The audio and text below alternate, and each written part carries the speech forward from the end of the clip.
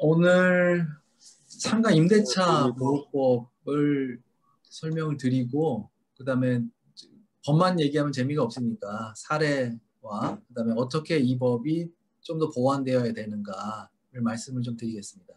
저는 상가 임대차 운동 관련해서 2013년도부터 관여를 했습니다. 2013년도에 그 리쌍 사건이 그 가로수길에 우장창창이라는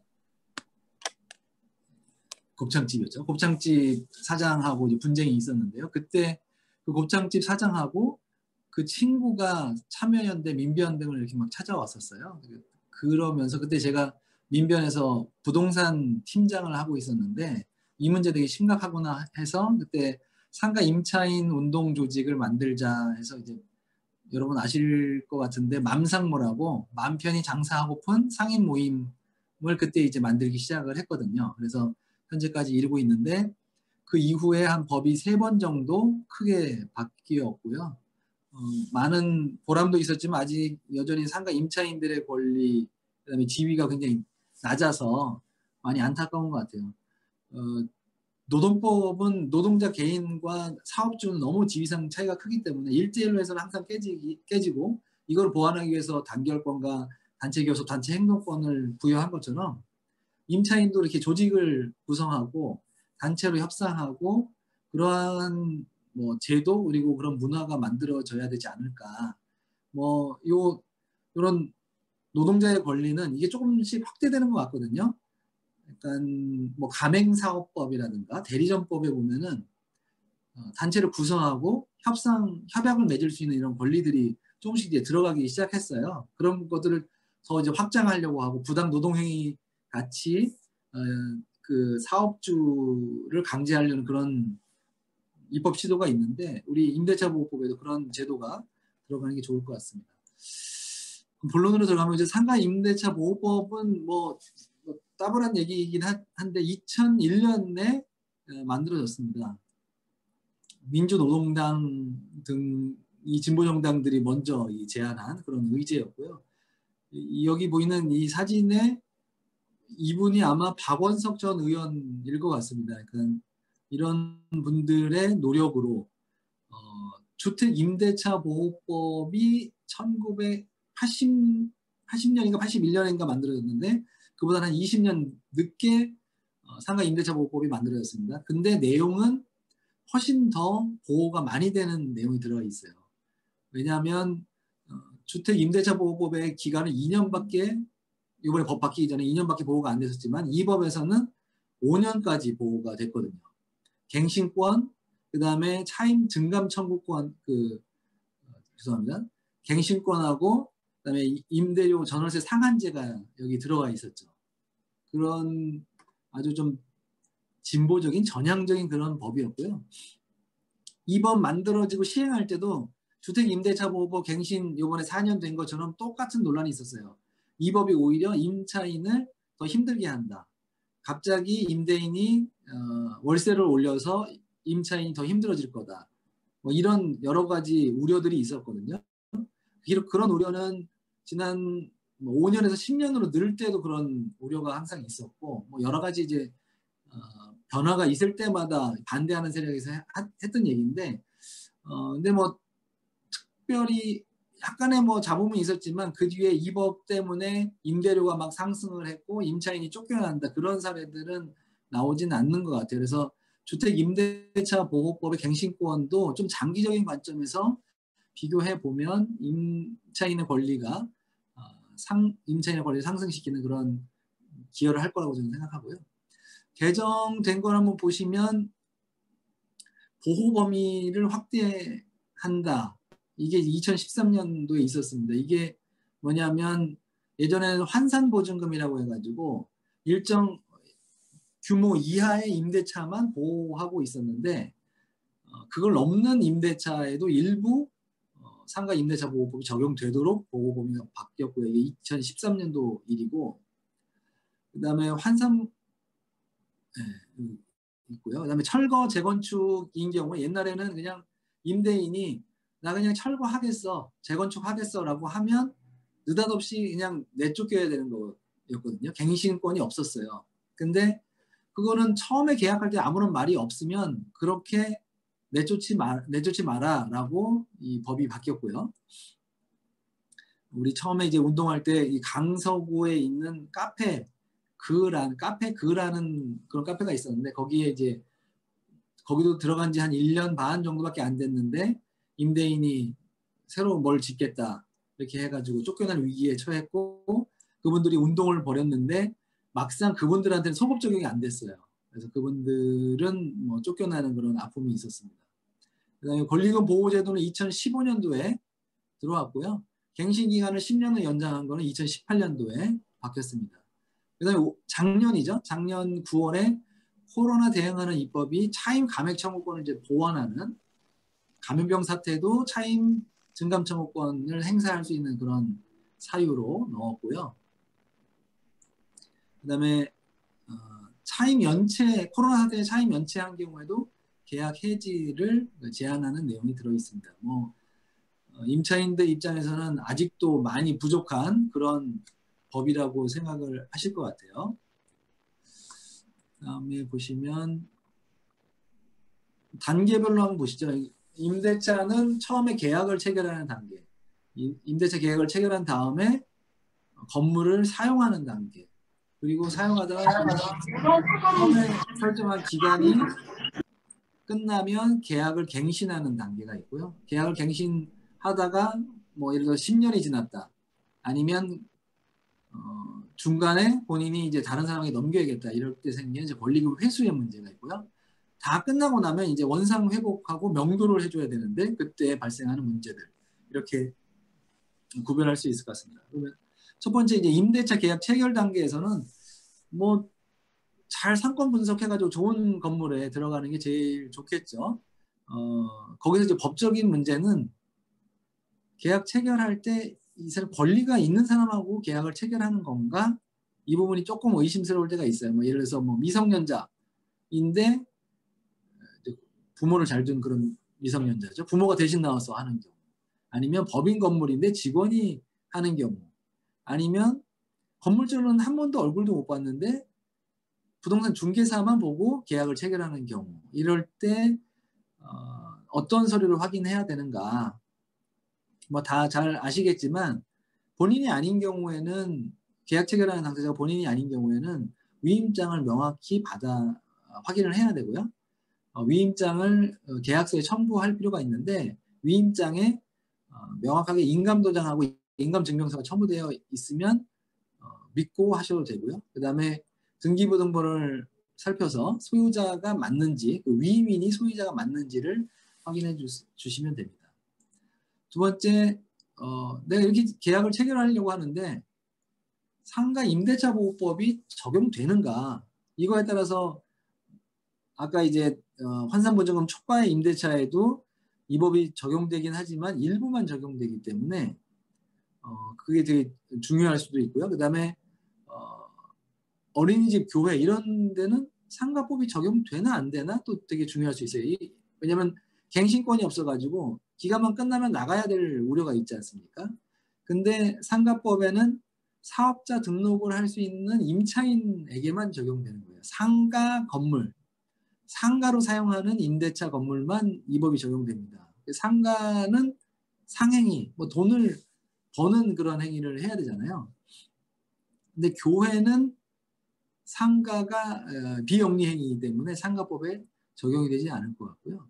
어린이집도 사업자 등록이 되는지 한번 좀 봐야 될 것 같아요. 제가 여기 이렇게 적긴 했는데 어린이집이 되는지 제가 예전에 한번 리서치해서 넣어놓은 것 같은데 비영리법인이라고 한다면 상가법이 적용되지 못할 것 같고요. 뭐 여러분들의 당사, 그 다음에 시민단체 사무실 이런 것도 상가 임대차보호법에 적용을 받지 못해요. 저도 주변에 이런 시민단체 하시는 분이 많아가지고 임대차 계약 때문에 물어보시면 왜 법인데 안 되냐? 근데 상행위를 하지 않기 때문에 법이 적용되지 않습니다. 자, 임대료가 비싼 임대차 계약도 상가법이 적용되나? 뭐 당연히 이제 법이 개정돼서 상가법이 적용되는데요. 이게 환산보증금 초과하는 임대차에 대해서는 법 중에서 일부만 적용되고 있습니다.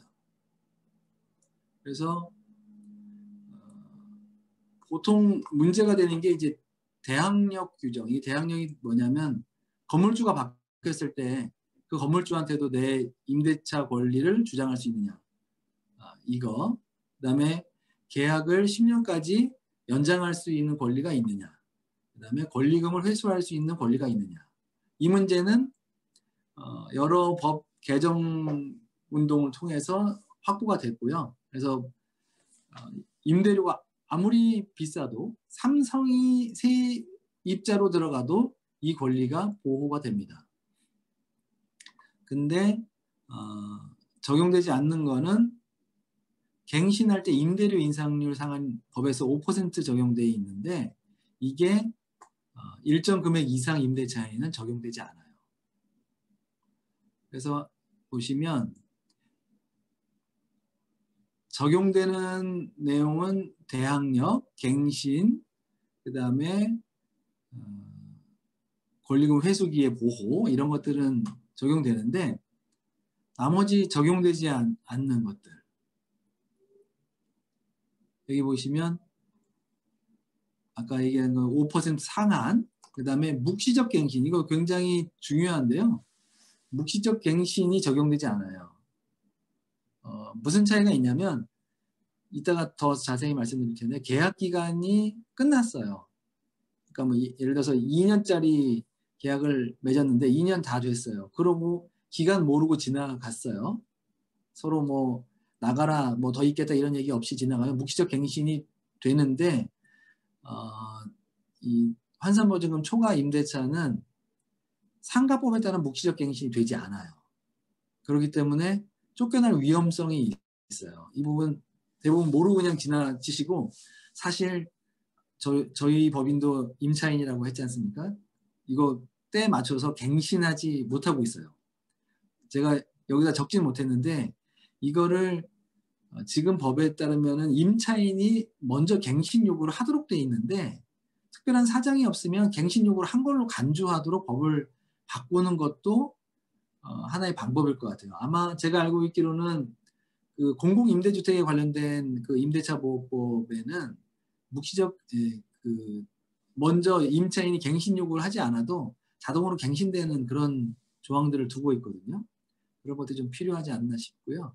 그다음에 차임 증감 청구권이 여기 적용되지 않아요. 그래서 코로나 때문에 힘들어서 월세 좀 깎아주세요라고 할 수 있는 권리는 환산보증금을 넘어가는 임대차는 적용이 되지 않습니다. 그래서 이거를 입법 과제는 이것을 개선하기 위해서는 적용범위 규정을 전면 폐지할 필요가 있다. 이거는 주택임대차보호법에 보면은 적용 범위가 따로 없습니다. 모든 임대차 보호법이 다 적용돼요. 그래서 전세금이 16억이라고 그랬나요? 이혜훈 전 의원? 그분도 갱신권이 보호가 되는 거죠. 근데 그러니까 주택임대차보호법은 금액이 얼마든 간에 다 보호를 하고 있는데 반해서 상가법은 금액에 따라서 차등을 두고 있는 게 헌법적으로 이게 바람직하진 않은 것 같아요. 평등권 위반으로 보이는데 제가 그래서 2013년도에 이것에 대해서 평등권 위반으로 헌법재판소에 헌법소원을 했는데 그 리쌍 사건으로 합헌 결정이 나왔어요. 그래도 합헌이라고 헌법재판소가 보더라도 바람직하진 않은 것 같습니다. 개정이 필요한 것 같고요. 그러면 환산보증금은 또 어떻게 계산하고 그 금액은 어떻게 되느냐? 환산보증금 계산은 굉장히 쉬워요. 보증금에다가 월세에 100을 곱한 숫자를 더하면 그게 환산보증금이 되는 거예요. 여기 예시를 들면은 보증금 5천만 원, 월세 300만 원이다 이렇게 하면은 이 300만 원에다 100을 곱하면 3억 원이 되지 않습니까? 이 3억 원에다 5천만 원 보증금을 더한 3억 5천만 원이 환산보증금이 되는 거예요. 근데 이제 환산보증금이 지역별로 시기별로 자꾸 변해요. 이게 리쌍 사태, 그러니까 2013년도 있을 때는 서울시가 3억 원밖에 안 됐습니다. 지금은 9억 원까지 늘렸죠. 서울특별시는 9억 원, 그 다음에 수도권 과밀억제 권역은 서울과 부산은 6억 9천만 원, 광역시 등과 또 파주, 화성, 안산, 용인, 김포, 광주는 5억 4천만 원. 그 밖의 지역은 3억 7천만 원입니다. 그래서 지금 뭐 전국 여러 지역에서 듣고 계신데 계신 지역의 환산보증금을 확인을 해서 상담을 해주시는 게 좋을 것 같고요. 또 쟁점이 요즘 수수료 매장이 굉장히 많더라고요. 이 수수료 매장에는 환산보증금을 어떻게 계산하는가? 그 다음에 이 수수료 매장은 상가 임대차 보호법에 적용이 되는가? 이게 문제가 되는데요. 판례를 찾아봐도 별로 거의 없어요. 거의 없고 예전에 그 법무부의 그 상가 임대차 보호법 Q&A 그런 것 그리고 그다음에 질의회신 내용에 보면은 법무부는 환산보증금을 계산할 수 없기 때문에 적용이 안 된다는 입장이에요. 상가법 대상이 안 된다 이런 입장이었고요. 법원은 하급심에서 그러니까 뭐 저 지방법원급에서 의견이 갈리고 있어요. 그래서 수수료를 월세로 월차임으로 보고서 환산보증금을 계산한 사례가 있고 보증금만 기준으로 판단한 사례가 있어요. 근데 두 사례 모두 상가법에는 적용이 되는데 환산보증금 계산을 어떻게 할지만 방법이 다른 것 같거든요. 근데 월차임을 가지고 환산보증금 계산하면은 매달 이 월차임이 바뀌잖아요. 수수료 때문에. 환산보증금이 그럼 매번 달라지기 때문에 어떨 때는 적용됐다가 안 됐다가 이렇게 하는 불합리와 법적 안정성을 해치기 때문에 보증금을 기준으로 하는 것이 적절한 것 같은데 이거는 좀 입법적으로 해결돼야 될 것 같고 아직도 대법원 판례가 명확히 정리되지 않았어요. 그래서 우리 정의당에서 입법적으로 이 부분도 개선을 해주시기를 바라겠습니다. 건물 사용 단계에서 법적 문제를 볼게요. 건물주가 바뀐 경우에 어떻게 해야 될까? 예전에는 이때는 그냥 쫓겨났죠. 예전엔 쫓겨났는데 이게 아까 말씀드린 것처럼 2015년도죠. 2015년도에 법이 개정되면서 대항력 요건이 환산보증금 초과 임대차에 모두 적용되도록 돼 있어요. 그래서 대항력이라는 건 새로운 건물주에게 특별한 사정이 없으면 10년 동안 갱신을 요구할 수 있고 뭐 기타 다른 권리들을 상가법상 권리들을 요구할 수 있는 그런 권리죠. 이런 대항력을 확보하려면요. 점포를 넘겨받아야 돼요. 점포를 넘겨받아서 점유를 하고 있어야 되고 그다음에 관할 세무서에 사업자 등록을 해야 됩니다. 그래서 사업자 등록을 꼭 해야 되는 점 잊지 마시고요. 사업자 등록을 할 때 주의사항이 있어요. 호수가 정해져 있는 거. 그러니까 건물 주인이 여러 명이에요. 뭐 빌딩 같은 거에 그냥 건물주가 큰 회사 하나가 갖고 있는 건물도 있는가 하면 호실이 나눠져 가지고 소유자가 다른 그런 건물도 있어요. 구분 건물인 경우에는 사업자 등록을 할 때 그 호수만 기재를 하면 됩니다. 근데 구분 건물이 아닌 그냥 일반 한 4층짜리 건물인데 주인이 한 명이에요. 이런 건물을 임대차 할 때는 만약에 한 층 전부를 임대한다 그러면 그냥 2층 이렇게만 써도 돼요. 사업자 등록에. 근데 한 층에 일부를 임대차 하는 경우에는 별지에 도면을 첨부하는 게 좀 안전합니다. 네, 사업자 등록할 때 별지로 도면을 그리셔가지고 거기에다가 그걸 첨부해가지고 사업자 등록을 하시면 됩니다. 조금 지루하실 테니까 리쌍하고 우장창창 걸 한번 볼게요. 우장창창 사장이 두산건설인가 그 회사를 다니다가 그만두고 30대 초반이죠. 초중반 때 이제 권리금하고 시설비를 투자해가지고 가로수길에 곱창 가게를 열었어요. 시작한 지 한 1년 조금 넘은 시점에 리쌍이 이 건물을 샀고 리쌍은 자기들이 이걸 새로운 용도로 쓸 계획이라고 하면서 2년 될 때까지만 장사하고 비워달라 이렇게 통보를 해왔습니다. 그때 서씨는 상가법에 따라서 5년은 보호되는 줄 알았어요. 왜냐하면 중개했던 중개사가 그렇게 알려줬거든요. 중개사는 서씨의 동네 친구였어요. 근데 환산보증금을 초과해서 임대차법상 대항력이 적용되지 않은 걸 뒤늦게 한 거죠. 그래서 상가법 개정을 호소했지만 재판에서는 1심에서 졌어요. 1심에서 졌고 2심에서 이 문제가 막 쟁점이 되고 사회적으로 여론이 안 좋아지니까 리쌍이 합의를 했고요. 다만 그 1층에서 장사를 하고 있었는데 1층은 비워줘라. 대신 이사비적으로 얼마를 지급하겠다. 그리고 지하에서 장사를 다시 하자. 이렇게 해서 합의를 하고 지하로 내려가서 그 건물 지하에서 다시 곱창집을 열기로 하고 이렇게 일자락을 지었는데 이제 뒤에 가면은 다시 시즌2가 있어요. 그래서 또 다시 다툼이 일어나고 강제집행이 돼서 끌려나가는 그런 일이 발생합니다. 건물 일부를 임차한 경우에 사업자 등록 방법에 대해서는 대법원이 이렇게 판시를 했는데 아까 말씀드린 것처럼 도면을 첨부하는 것이 안전하다. 네, 그렇게 하시면 될 것 같고요.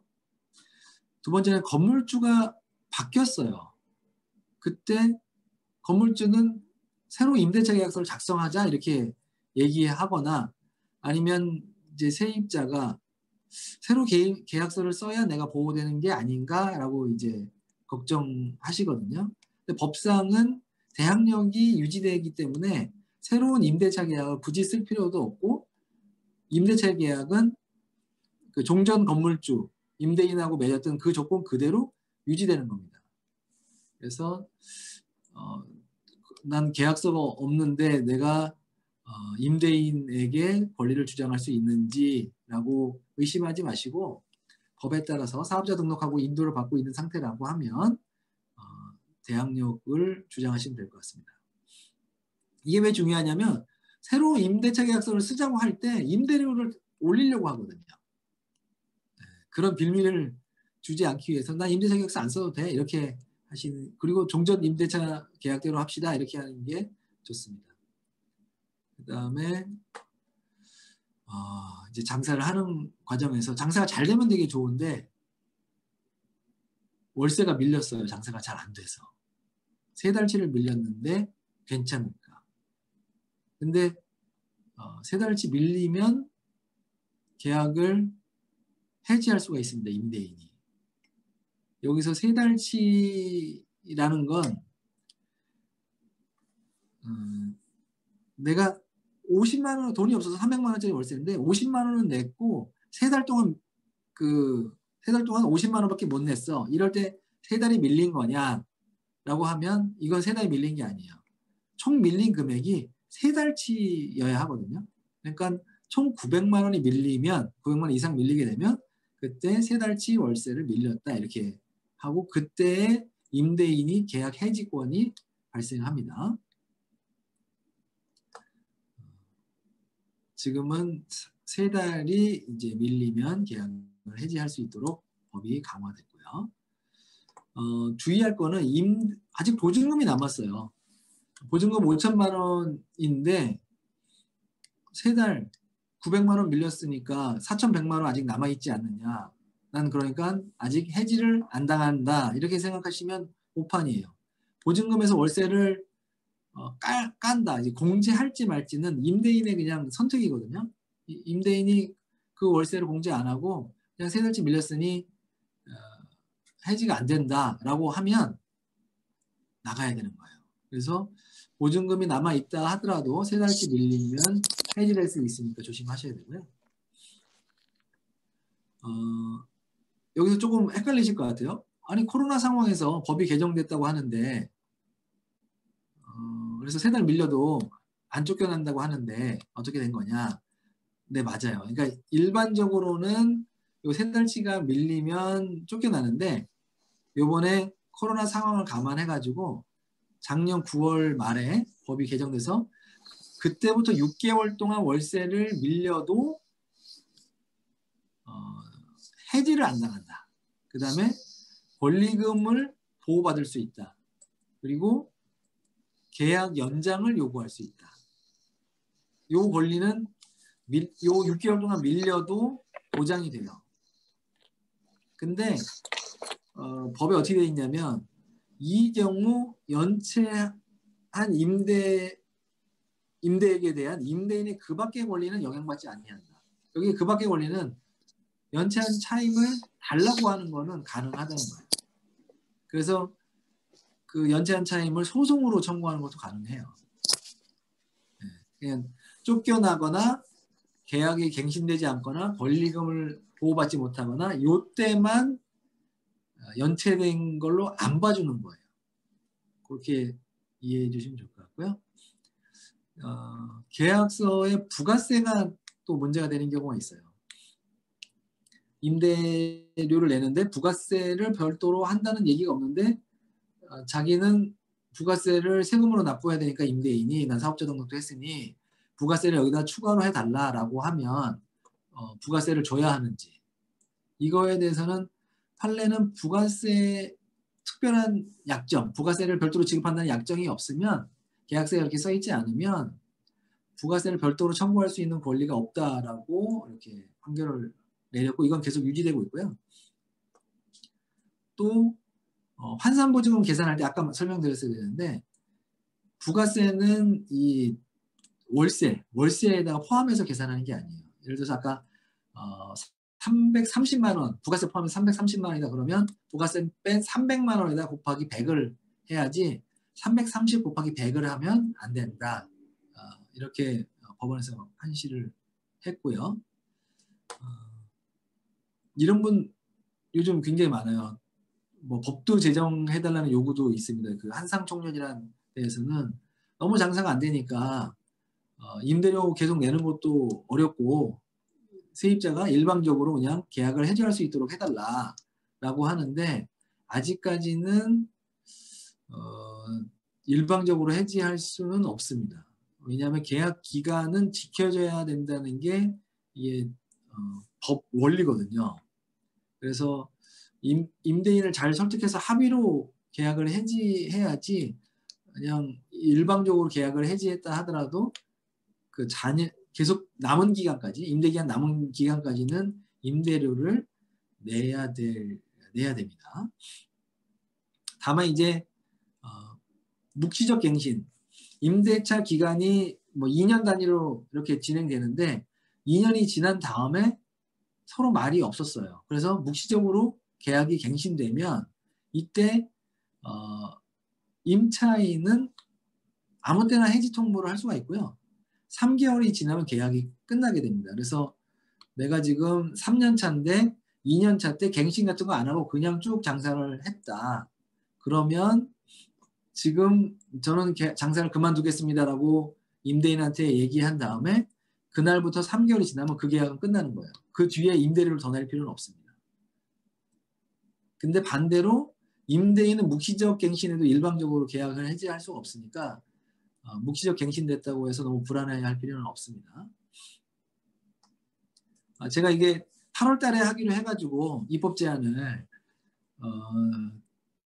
코로나 사태를 좀 명시할 필요가 있다. 차임 증감 청구권에 그랬는데 이번 그 9월 달 개정되면서 이 부분이 반영이 됐습니다. 이따가 더 말씀을 드리겠습니다. 장사가 안 돼가지고 임대료 연체했더니 지연이자 30%를 달라고 한다. 이런 경우도 가끔 있는데요. 근데 보통은 임대인도 자기 계약으로 그런 지연이자를 계약서에 써 있으면 그걸 달라고 하는데 무턱대고 막 달라는 그런 임대인도 가끔 있긴 하거든요. 그래서 지연이자를 몇 퍼센트로 할 건지 정하지 않으면 상법상 6%, 이건 연 6%예요. 연 6%만 청구할 수 있고요. 그것만큼은 지연이자를 줘야 됩니다. 근데 계약서에 지연이자를 30% 적혀 있다고 해도 이거는 유효해요. 현재 이자제한법이 24% 이걸 지금 내렸죠. 20%까지 내렸는데 이거보다 더 높은데 이게 과연 무효 아니냐라고 하지만 그 이자제한법은 돈 빌리는 거에만 적용이 되는 거예요.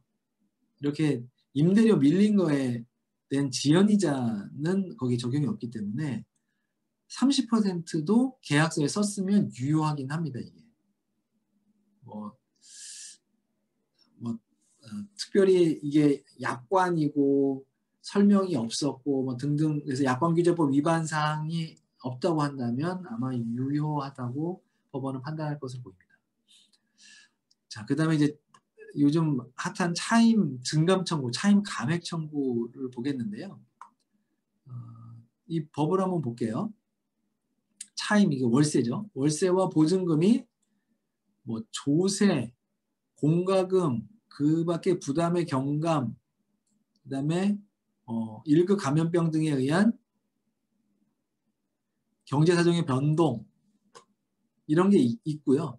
그런 것 때문에 요 월세가 상당하지 아니하게 된 경우 참 어떤 경우가 상당한 경우인지 모르겠는데 하여간 요게 타당하지 않은 경우 그러니까 적절하지 않은 경우 뭐 시세에 맞지 않은 경우에는 당사자는 장래의 차임 또는 보증금에 대해서 증감을 청구할 수 있어요. 여기서 중요한 게 장래거든요. 코로나가 작년 2월부터 본격화가 됐으니까 2월 달부터 계속 장사가 안 되는데 나 차임 증감 청구권을 이제 행사하겠습니다 라고 하면서 올해 1월 20일부터 1월 20일에 차임 감액 청구를 임대인에게 한다고 가정을 해보면 그때 감액 청구할 수 있는 거는 올해 1월 20일 이후 임대료에 대해서만 감액 청구가 가능하지 작년 2월부터 나 어려웠으니까 2월부터 지금까지 그리고 지금부터 또 코로나가 계속되는 기간 동안 다 깎아주세요. 이렇게 할 수는 없다는 거예요. 그렇고요. 이제 증여의 경우에는 대통령령으로 정하는 기준이 5% 비율을 초과하지 못하고요.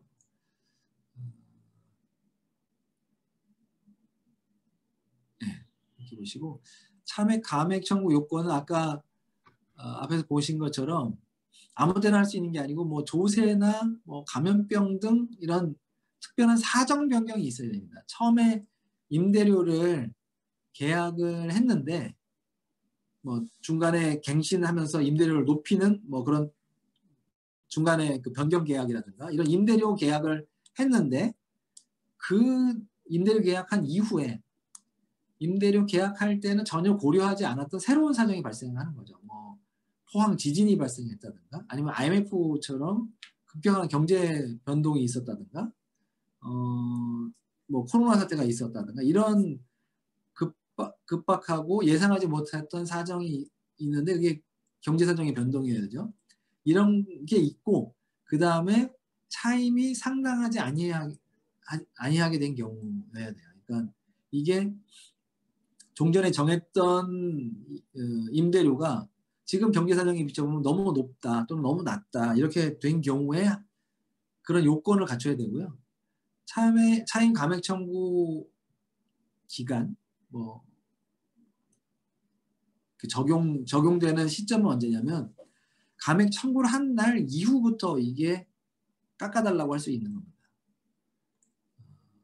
차임 감액을 할 수 있는 액수가 얼마냐? 이것도 되게 애매해요. 지금 경제 사정에 맞게 조절된 금액이 차임 감액을 요구할 수 있는 금액입니다.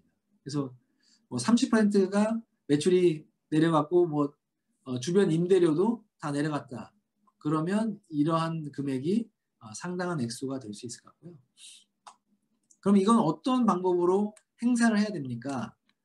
꼭 소송으로 할 필요는 없어요. 이거는 임대인에 대한 의사표시, 그냥 말로도 되고 문자 메시지도 되고 뭐 내용 증명 우편으로도 되고 어떻게든 의사표시로도 가능합니다. 카톡으로도 가능하고요. 다만 향후 입증을 위해서는 이 증빙을 남길 필요가 있죠. 그래서 적어도 문자 메시지 카톡 등으로 남길 필요가 있고요. 더 좋은 건 이제 뭐 등기 우편 등으로 이런 입증을 남길 필요가 있습니다. 30% 차임 감액을 청구했는데 임대인이 전혀 받아들여주지 않아요. 이러면 어떻게 해야 되는지. 뭐 저희 법인에서 예를 들어서 차임 감액을 임대인에게 요청을 했더니 안 받아줘. 그래서 뿔이 났어요. 우린 법을 아는 사람이니까 법을 한번 해보자. 그래서 차임 감액 청구를 했는데 임대인이 거기에 대해서 가타부타 답이 없어요. 그래서 저희는 30% 감액된 임대료로 다음 달부터 지급을 합니다. 그러면 이게 차임이 감액된 건지 안 된 건지 잘 모르잖아요. 원칙적으로는 임대인의 동의가 필요가 없어요. 근데 여기에 대해서 서로 의견이 맞았는지 틀렸는지 나중에 분쟁이 생기겠죠. 언제 분쟁이 생기냐면 이렇게 덜 낸 임대료가 3달치가 됐어요. 그러면 나 계약 해지할게, 너 나가 라고 임대인이 얘기할 수가 있고요. 아니면 계약이 다 끝났어요. 그때 이제 나가려고 보증금 돌려주세요 그랬더니 보증금에서 차임 감액했다고 당신이 주장한 부분은 나한테 안 준 거니까 그거 빼고 내가 보증금 돌려줄게 라고 하거나, 그렇게 되면 이제 다툼이 생기는 거죠.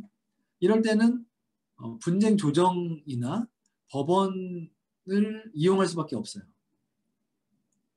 그래서 만약 11개월 소송을 했는데 한 11개월이 걸렸어요. 차임 감액 청구한 이후에.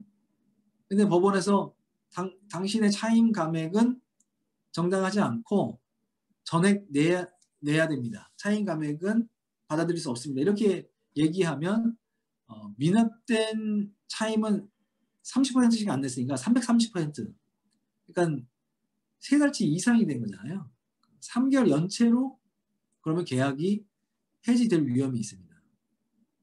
근데 이제 차임 감액 청구권을 행사하기 위해서 좀 임차인에게 안정성을 주려면 이 부분에 대한 법 개정이 필요하거든요. 이렇게 미납한 임대료는 밀린 임대료로 보지 않겠다. 아까 그 코로나 사태 때 6개월 동안 밀린 거로 안 보겠다라는 것처럼 이런 차임 감액 청구를 해서 밀린 거는 밀린 걸로 보지 않겠다라고 하는 법 개정이 좀 필요한 것 같고요. 일본 법에는 이렇게 차임 감액 청구한 경우에는 어떻게 하냐면 임대인은 감액되기 전에 금액을 청구할 수 있도록은 해놨어요. 그리고 만약에 법원에서 이게 감액된 게 인정되면 임대인이 더 받아간 거에 대해서 지연이자를 보태가지고 조금 약간 페널티죠. 보태서 다시 반환하도록 그런 법을 두고 있는데 우리도 요거에 대해서 법원에서 확정되기 전까지의 상황에 대해서 법으로 좀 명확히 정리해 줄 필요가 있을 것 같고요. 그 다음에 코로나 사태로 장사가 너무 안 되는데 월세를 깎아달라고 요구할 수 있을지, 이게 이제 법 개정이 됐는데도 불구하고 불명확해요. 근데 상황에 따라서 저도 가능할 수 있다라고만 썼는데 진짜 아까 이제 상당하다라는 표현과 같이 매우 모호하죠. 왜냐하면 거의 사례가 없어요. 법원에서 인정된 사례가 거의 없기 때문에 저도 함부로 판단을 할 수가 없습니다. IMF 때도 대부분 차임 감액 청구가 인정되지 않았고 한 건인가 제가 찾았거든요. 강남 논현동인가에 있는 어떤 빌딩에 임차료가 너무 비싸다고 해가지고 청구했는데 그거 하나 인정된 사례가 있었습니다.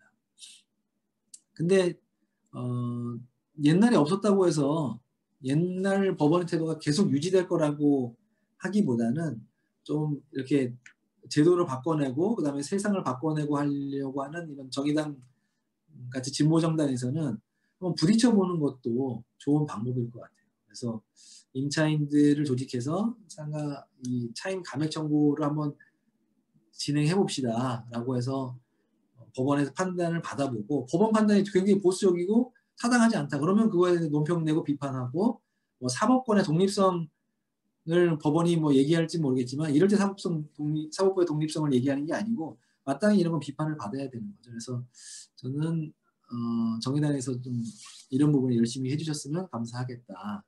뭐 법원까지 가기 어렵다고 한다면 상가임대차 분쟁조정위원회가 지역별로 설치되어 있거든요. 여기에 조정을 신청하는 것도 하나의 방법일 것 같아요. 네. 서울시에서는 이런 분쟁이 좀 많이 접수되고 있다고 하고요. 서울시가 좀 적극적으로 이런 것들을 하고 있으니까 모르겠어요. 다른 지방 이게 상가 뒤에 보면 이제 임대차 분쟁교정위원회가 여러 기관에 설치되어 있긴 한데 서울시가 훨씬 더 좀 적극적으로 하고 있다는 점에서 서울시 거를 많이 이용하시면 좋을 것 같습니다. 뒤에 이제 계약 갱신 단계인데요. 요 갱신 규정만 제가 설명을 드리고 그 다음에 조금 쉬었다가 해야 될 것 같습니다. 계약 갱신은 명시적 갱신하고 묵시적 갱신으로 나눌 수가 있어요. 명시적 갱신은 아까 말씀드린 것처럼 세입자가 먼저 갱신 요구권이라는 걸 행사를 해서 갱신한 걸 이제 명시적 갱신이라고 하고요. 아니면 쌍방이 서로 갱신하자고 합의해서 하는 것도 명시적 갱신에 해당하는데 묵시적 갱신은 계약 기간이 다 가도록 아무런 얘기가 없어가지고 그냥 더 연장되는 걸 이제 묵시적 갱신이라고 합니다. 명시적 갱신에 대해서는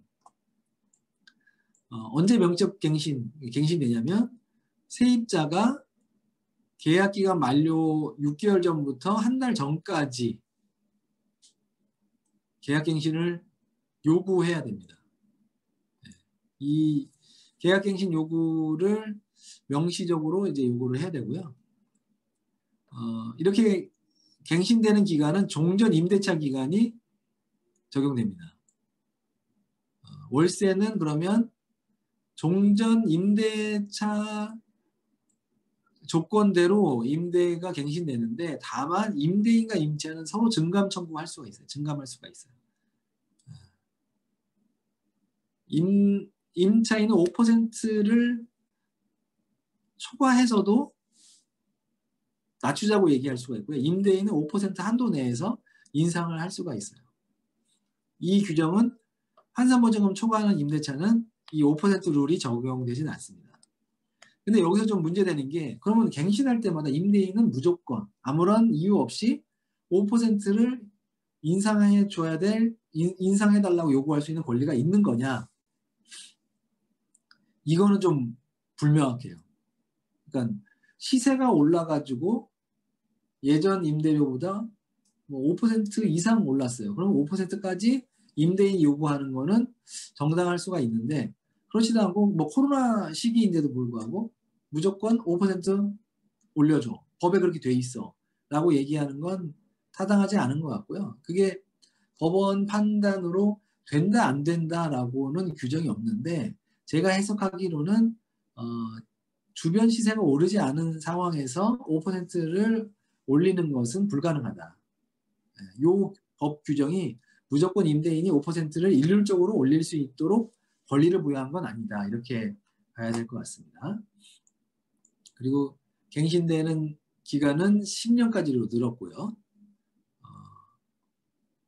중도 해지는 임대인과 임차인 모두 불가능합니다. 이거는 이제 명시적 갱신을 했기 때문에 그렇고요. 묵시적 갱신을 보겠습니다. 묵시적 갱신은 이 갱신 요구권을 행사할 수 있는 기간이 아까 계약 끝나기 6개월 전부터 1개월 전까지인데 그 전 요 기간 그러니까 1개월 전까지 서로 갱신 거절 조건 변경 통지가 없어요. 임대인이. 그러면 기간이 1년씩 연장이 되는 겁니다. 적용 대상은 환산보증금 이내 임대차만 적용이 돼요. 그래서 환산보증금 초과하는 임대차는 이 상가법에 따른 묵시적 갱신이 안 되고요. 되게 어려운 얘기인데 민법에 따라서 묵시적 갱신이 돼요. 민법에 따라서 묵시적 갱신이 되면 임차인이 굉장히 불리해지거든요. 그래서 다시 쫓겨나게 되니까 환산보증금 초과하는 임대차인 경우는 무조건 명시적 갱신을 하시도록 하고 환산보증금 이내 분들은 묵시적 갱신이 더 유리할 수도 있어요. 왜냐하면 중도 해지가 가능하거든요. 임차인만 그것도 해지 통보하고 3개월 후면 해지가 되기 때문에 명시적 갱신보다는 묵시적 갱신이 더 좋은 것 같습니다. 묵시적 갱신할 때 임대인이 뭐 월세를 올리자는 얘기도 잘 하지 않기 때문에 웬만하면 그냥 계약 기간이 다 됐어도 서로 얘기 안 하고 지나가는 게 제일 좋다.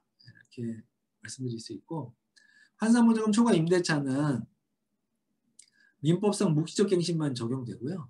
그래서 임대차 기간 종료 후에 상당한 기간 서로 아무런 얘기가 없고 세입자 계속 이 상가를 사용하고 있어요. 이럴 때 묵시적 갱신이 인정되는 거예요. 근데 임대차 기간이 종료한 다음에 한 일주일 뒤에 당신 기간 끝났으니까 나가 이렇게 되면 묵시적 갱신이 되지 않아요. 이 환산보증금 초과되는 임대차에 대해서 얘기입니다. 그러면 묵시적 갱신 후에는 언제든지 쌍방이 계약 해지가 가능하고요. 해지 의사 표시를 한 후에 임대인이 한 경우엔 6개월, 세입자가 한 경우엔 1개월 후에 이 계약이 끝나게 돼요. 이것이 리쌍 2차 소송에 대한 쟁점인데 아까 말씀드린 것처럼 처음에 했던 거는 잘 조정을 해가지고 지하에서 다시 장사하기로 했는데 그때 조건이 뭐였냐면은 지하 매장에 있다 보니까 이 출입구 있는 부분을 약간 가설 건축물을 가설 건축물 조그만 시설 하나 해가지고 이제 세입자 우장창창이 하기로 했는데 리쌍이 이거를 하려면 동의를 해줘야 되거든요. 근데 동의를 안 해줬어요. 그래서 동의를 구하는 소송을 제기했더니 리쌍이 이거에 반발하면서 다시 그러면 너 나가 라고 반소라는 걸 했습니다. 그래서 1심에서는 서로 다 졌어요. 요 가설 건축물을 동의해 줄 필요도 없다. 그 다음에 명도, 그러니까 나가라고 하는 것도 이유 없다라고 해서 1심에서 모두 졌는데 2심에서는 이 기간 중에 임대차 기간이 지났거든요. 그래서 리쌍은 임대차 기간이 끝났으니까 나가라 라고 주장을 또 했어요. 이 우장창창은 서로 아무 말 없었으니까 이거 묵시적으로 갱신된 거 아니냐라고 했는데 법에는 묵시적 갱신이 안 되도록, 그러니까 환산보증금을 초과하는 임대차는 묵시적 갱신이 안 되도록 되어 있죠. 근데 법원 판단은 지금 이 사건에서 리쌍이 변호사 선임해가지고 항소 이유서도 제출을 하고 등등등 했지만 이거를 갱신을 요구하는, 장사를 더 하겠다라고 하는 의사표시를 볼 수 없다라고 해가지고 리쌍이 이겨서 이제 쫓겨나게 됐거든요. 근데 이런 문제점은 여전히 지금도 남아 있어요. 환산보증금을 초과하는 임대차는 묵시적 갱신 규정이 적용이 안 되기 때문에 이게 확대될 필요가 있고 법 개정이 필요한 문제입니다. 그래서 정의당에서 이것도 신경을 써주시면 감사하겠습니다. 그 다음에 이런 거 있잖아요. 황제의 기한이라고, 임대인이 자기 아들 사용하겠다고 나가라. 이럴 때 나가야 되는지, 이런 경우 꽤 있었는데 나갈 필요가 없죠. 특별한 사정이 없으면 최초 시점부터 10년까지 갱신을 요구할 수가 있고요. 그래서 갱신을 요구했다는 증거를 남겨둘 필요가 있습니다. 갱신 요구권 아까 말씀드렸고, 이것도 조금 어려운 얘기일 수 있는데 아까 이제 월세가 3달치 밀리면 계약을 해지할 수 있다, 계약을 끝낼 수 있다라고 했잖아요. 그러면 월세를 3달 밀렸던 적이 있으면 갱신도 거절할 수가 있는가? 계약을 이제 연장하는 걸 거절할 수가 있는가? 임대인이 거절할 수가 있는가라고 보면 법에는 3달치 이상 임대료를 밀렸던 적이 있으면 임대인은 정당하게 계약을 갱신 요구를 거절할 수 있습니다. 그러니까 예를 들어서 2년 동안 계약을 하는데 초기에 한 3달 밀렸어요. 근데 임대인이 계약 해지를 하지 않았고 밀린 돈을 다 냈어요. 근데 2년 다 돼서 갱신을 요구하니까 그때 가서 느닷없이 예전에 3달 밀렸던 적이 있지 않냐, 갱신을 해줄 수 없다 라고 하면 이때는 더 장사를 못하게 돼 있습니다. 이게 이제 법이 이렇게 규정되어 있기 때문에 세 달치가 밀렸다면 갱신을 못한다. 이거는 좀 알고 계셔야 되고, 이렇게 갱신을 못하시면 권리금 보호도 받지 못하시게 돼 있어요. 이게 같이 권리금 조항에도 같이 여기 연동되도록 돼 있거든요. 이제 갱신에 관해서 그 다음에는 재건축을 하겠으니 나가달라. 갱신을 못 해주겠다. 이런 경우가 있죠. 이런 경우에 그러면 네 알겠습니다 하고 나가야 되는 건지, 하면 원칙적으로는 재건축한다는 사정만으로는 갱신을 거절할 수가 없어요. 근데 몇 가지 예외가 있어요. 이런 경우죠. 건물이 보통 이런 건데, 건물이 노후해서 안전 문제가 있다. 안전사고 우려가 있으니까 이거 철거하고 재건축해야 된다. 이런 경우가 가장 많고요. 아니면 처음에 내가 임대차 계약 체결 처음부터 철거 재건축할 거라고 얘기했고 그 계획에 따라서 이번에 철거 재건축을 할 예정이니 나가달라. 이런 경우도 갱신을 거절할 수가 있습니다. 뭐 그 외에 다른 법에 따라서 철거 재건축이 이루어지는 경우, 이게 이제 뭐 재개발 재건축되는 경우가 있지 않습니까? 도시환경정비법이죠. 거기에 따라서 재건축 재개발이 이루어지는 경우에는 또 갱신을 거절할 수가 있는 그런 사유가 됩니다.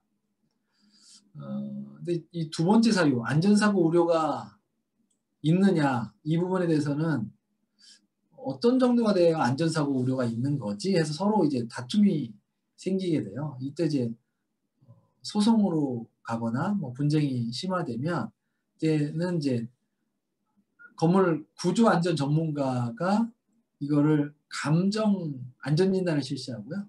그 안전 진단 결과에 따라서 안전사고 우려되면 임대인 요구에 따라야 되는데 그렇지 않다면 계약이 갱신되는 겁니다. 그래서 10년이 보장되긴 하지만 이렇게 안전사고가 우려되는 그런 건물이라면 10년을 보장받지 못할 우려가 있어요. 근데 우리나라 건물들이 겉으로는 멀쩡한데 지은 지 한 3, 40년 된 뭐 한 3, 4층짜리 건물들이 꽤 있지 않습니까? 그래서 임대차 계약 체결할 때는 건축물 대장 같은 걸 떼가지고 언제 건축됐고 그 구조가 어떤지, 그리고 그 건물 밖하고 안에 이런 걸 보면서 균열이 큰 게 없는지, 뭐 기울어진 게 없는지 이런 것들을 좀 꼼꼼히 체크하면은 도움이 될 수 있습니다. 이런 경우에는 건물도 임대차도 갱신도 안 되고 권리금도 보호를 못 받게 돼요. 그래서 처음 계약할 때부터 주의를 하셔야 됩니다. 여기 법 규정인데요. 재건축할 때 언제 갱신을 거절할 수 있냐면 아까 얘기한 것처럼 계약 체결 당시에 건물 재건축 계획 등을 구체적으로 알리고 그 계획에 따라서 재건축하는 경우, 노후 훼손 멸실 등으로 안전사고 우려가 있는 경우, 다른 법령에 따라서 철거 또는 재건축이 이루어지는 경우에 갱신을 거절할 수가 있습니다. 근데 또 애매한 거, 제가 애매한 것만 자꾸 얘기해가지고 좀 이렇게 일반적이지 않고 좀 특이해서 이거 누구 전문가한테 의견을 좀 받아봐야겠다라고 하는 것들만 제가 좀 추려가지고 좀 어려울 수 있는데, 임대인이 철거 재건축은 아닌데 리모델링 한다고 하면서 계약 더 연장 못 해주겠다 이런 경우가 있거든요. 이런 경우에는 이게 철거 재건축에 해당하는 건가, 여기 보면은 건물의 전부 또는 대부분을 철거하거나 재건축해야 되거든요. 근데 리모델링은 뭐 경우에 따라서는 그냥 밖에 페인트 칠 좀 하고 수리만 조금 하는 경우도 있고, 안에 내장재만 뭐 바꾸거나 엘리베이터 등 몇 가지만 바꾸는 경우도 리모델링이라고 얘기하잖아요. 그런 것처럼 간단한 공사 같은 경우에는 간단한 공사 같은 이런 일반적인 리모델링은 건물 전체를 철거 재건축하는 경우가 아니기 때문에 갱신 거절 사유가 되지는 못할 것 같습니다.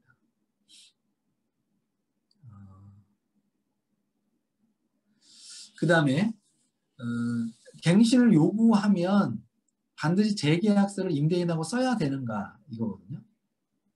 갱신을 그 법에 따라서 했는데 임대인이 갱신 거절 사유도 없는데 막무가내로 그냥 나가라고 하면서 재계약서를 안 써주는 경우예요. 근데 이런 경우도 나갈 필요가 없습니다. 왜냐하면 재계약서를 써야만 되는 게 아니고 임대인이 갱신에 동의를 해야만 되는 게 아니고 갱신 요구를 했고 임대인이 갱신을 거절할 사유가 정당한 사유가 인정되지 않으면 그냥 그건 계약이 연장된 거예요. 그렇기 때문에 계약서를 굳이 쓸 필요도 없고 계약서를 써달라고 요구할 필요도 없어요. 계약서를 쓰자고 얘기하면 임대료 인상하자는 얘기가 나올 거기 때문에 굳이 임대차 계약서를 다시 쓸 필요는 없습니다. 근데 이런 갱신 요구권을 행사할 수 있는 기간은 10년까지만 보장이 돼요. 예외적으로 환산보증금 이내고 임대인이 아무런 말 없이 지나가면 이거는 아까 얘기한 것처럼 묵시적으로 갱신됩니다. 네. 언제 동안 말이 없으면 되냐면 임대차 계약 만료 6개월과 1개월 사이. 예를 들어서 이달 말에 계약이 끝나기로 돼 있는데 오늘 와서 1월 13일이죠. 1월 13일 날 와가지고 나 이거 갱신 못하겠습니다. 그리고 10년 지났으니까 당신 나가세요. 이렇게 얘기했을 때 이 경우에도 묵시적 갱신이 되는 거죠. 1개월이 아직 안 남았지 않습니까? 그러니까 12월 말에 임대인이 나가라고 얘기를 했어야 되는데 그 기간을 놓친 거예요. 그러면 1년 동안은 더 장사를 할 수가 있습니다. 뒷부분 조금 어려워서 넘어가겠고요. 건물주가 바뀌고 나서 갱신을 해주는데 대신 월세를 50% 올려달라. 이렇게 하는 경우. 네.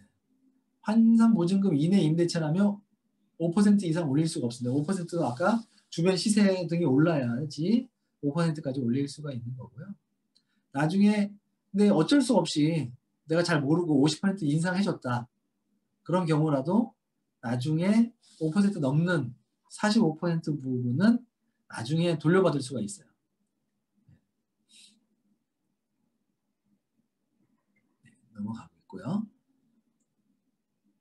아까 얘기 드린 부분 있는데 이제 묵시적 갱신이 됐는데 장사가 너무 안 돼서 나가고 싶다. 이럴 때 해지할 수 있는지. 이때 임차인이 자유롭게 해지하고 해지하겠다고 얘기한 때부터 3개월 지나면 계약이 종료된다는 거고요. 그 다음에 이제 권리금으로 넘어가겠습니다. 권리금은 이게 우리 보통 거래 관행으로 권리금이 인정됐는데 2015년도에 법으로 보호받기 전에는 법상으로는 보호받지 못했어요. 그러니까 임대인이 권리금을 보장해줘야 될 의무가 없다. 이렇게 법원이 계속 쭉 판결을 해왔는데 상인들이 이거 너무 부당하다. 왜냐하면 일반적으로 관행적으로 권리금이 서로 주고받는데 왜 이걸 보호해주지 않느냐라고 해서 권리금 보호법, 상가 임대차 보호법이 개정이 됐고요. 이거는 박근혜 대통령 때 됐습니다.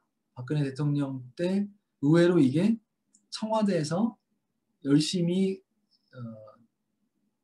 법무부를 쪼아가지고 이 법이 좀 신속하게 통과되었습니다. 권리금에 대해서 내용은 다 아실 거고요. 권리금 회수기에도 굉장히 좀 어려운 얘기인데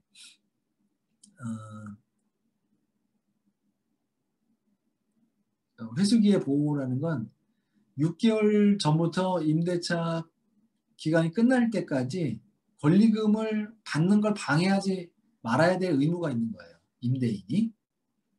그러니까 여기서 법에서 임대인한테 부과한 의무는 권리금을 보장해줘라는 게 아니고 권리금을 서로 세입자끼리 주고받는 거를 방해하지 마라. 이렇게 되는 거고요. 그래서 권리금을 서로 주고받는 거 방해하는 거는 어떤 게 방해하는 거냐면 새로운 세입자한테 자기가 권리금을 요구해요. 임대인이. 이런 거는 권리금 회수기의 방해라는 거죠. 그 다음에 뭐 아무런 이유도 없이 새로운 세입자한테 권리금을 지급하지 말라고 방해를 해요. 이런 것도 권리금 회수기의 방해고요. 이런 경우에는 뭐 아주 나쁜 임대인 아니고서는 요 1번, 2번 사유는 거의 없는데 세 번째 현저히 고액의 월세를 요구하는 경우가 있어요. 그러니까 지금 300만 원짜리 월세를 내고 있었는데 갑자기 새로운 세입자를 데려오겠다고 하니까 나는 월세 500만 원 아니면 난 못하겠습니다.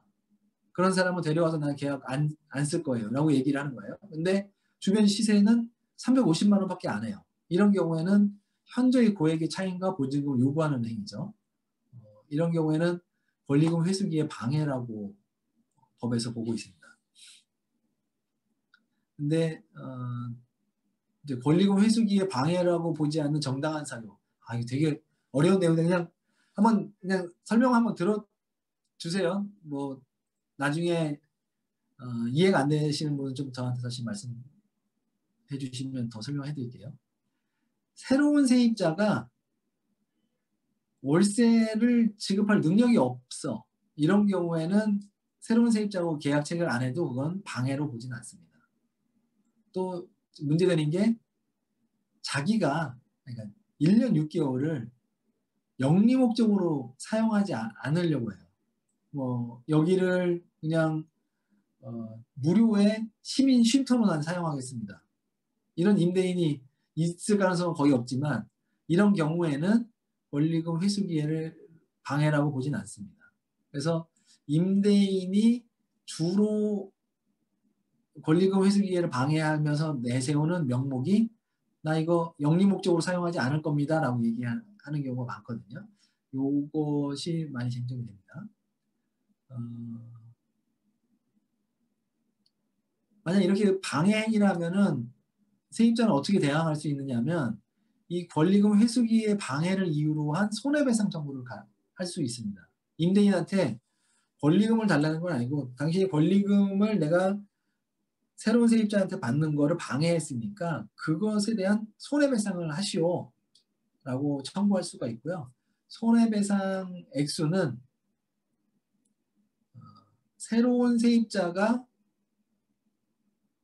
세입자한테 지급하기로 한 권리금. 그러니까 권리금 계약을 체결했을 거 아닙니까? 그때 그 권리금하고 임대차 종료 당시의 권리금 요거는 감정평가를 해요. 얼마가 이 당시에 권리금으로 형성되어 있는지 감정평가를 해서 그 중에서 낮은 금액으로 손해배상을 하도록 되어 있습니다. 근데 이제 권리금법이 적용되지 않는 임대차가 있거든요. 어느 거냐면 대형 마트 같은 거 있지 않습니까? 큰 뭐 대형 점포, 준대규모 점포. 이게 그냥 보통 생각하시면 그냥 대형 마트나 백화점 같은 큰 상가에는 이 권리금 보호가 되지 않고요. 예전에는 옛날 전통시장도 권리금 보호가 안 됐는데 이게 개정돼서 전통시장은 권리금이 보호되도록 됐고요. 또 문제가 되는 게 국유재산, 공유재산. 이게 이제 지하철에 있는 지하도 상가나 이런 거 있잖아요. 이게 대부분 국공유 재산을 임대를 해주는 건데 여기에는 권리금 보호 조항이 적용되지 않습니다. 그리고 뭐 권리금에 대해서는 권리금은 어떻게 산정하냐면 이런 게 있습니다. 영업 권리금과 시설 권리금이라는 게 있는데 시설 권리금은 본인이 설치한 뭐 인테리어 비용 등 같은 거죠. 근데 이제 인테리어 비용 전부가 아니고 이거를 감가상각을 해가지고 현재 가치로 이걸 추산을 합니다. 현재 가치 추산하고요. 그래서 이 감가상각이 되기 때문에 인테리어 한지 오래되면은 거의 시설 권리금이 없게 되거나 되게 적어요. 근데 이제 장사가 잘 되는 곳은 영업권리금을 받을 수가 있습니다. 영업권리금은 본인의 영업이익액의 한 5년치를 계산을 하고 그 계산 중에서 한뭐 50%, 60% 이렇게 영업권리금을 산정해서 권리금 손해배상으로 지급을 하게 돼 있습니다. 이거 뭐 소송적인 부분이라서 이 정도 설명하고 넘어가고요. 이게 문제가 됐던 게 이제 우리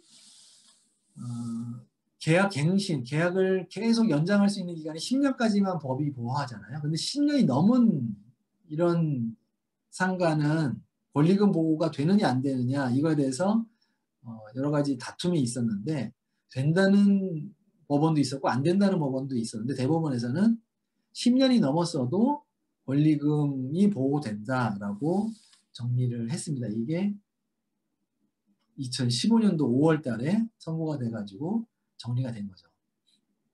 권리금법이 2015년도에 만들어졌는데 이런 다툼이 정리되는 데까지는 한 4년이 걸린 겁니다. 그 다음에 뭐 특약에 일체 권리금을 청구할 수 없다.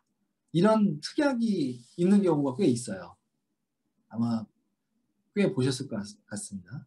그런 경우에도 권리금 회수기에는 보장됩니다. 왜냐하면 이 특약에다 해놓은 거는 세입자가 건물주한테 직접 내 권리금을 달라고 할 수 없다. 권리금을 달라고 하지 않겠다라고 약속한 거지 내가 새로운 세입자한테 권리금을 받아서 나가는 거를 난 포기하겠다. 이렇게 했다는 건 아니라는 거예요. 그래서 이런 특약이 있어도 법원은 권리금이 보호된다. 이렇게 판단을 하고 있으니까 뭐 특약을 이유로 억지 부리는 임대인이 있으면 이런 판결을 제시해 주면 될 겁니다.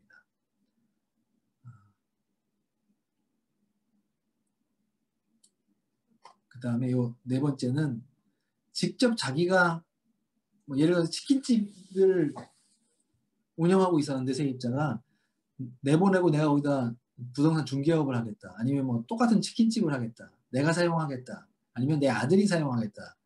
그러니까 권리금 회수 기회를 보호하지 못하겠다.